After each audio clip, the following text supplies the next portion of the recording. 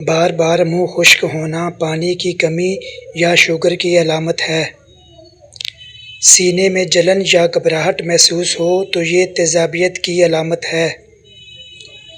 اگر ناخن کمزور ہو کر ٹوٹنے لگیں تو یہ کیلشیم یا آئرن کی کمی کی نشانی ہے۔ اگر پاؤں میں بار بار جلن ہوتی ہو تو یہ وٹامن بی یا اعصابی کمزوری کی علامت ہے۔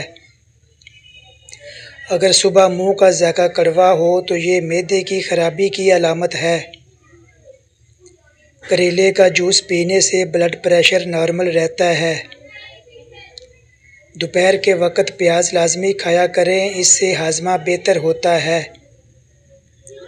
انڈے کی سفیدی سر پر لگانے سے بالوں کی خشکی ختم ہو جاتی ہے۔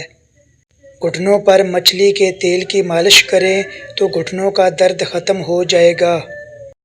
سونے سے 5 منٹ پہلے گہری سانسیں لینے سے پرسکون نیند آتی ہے۔ روزانہ کم از کم 30 منٹ پیدل چلنے سے دل مضبوط ہوتا ہے۔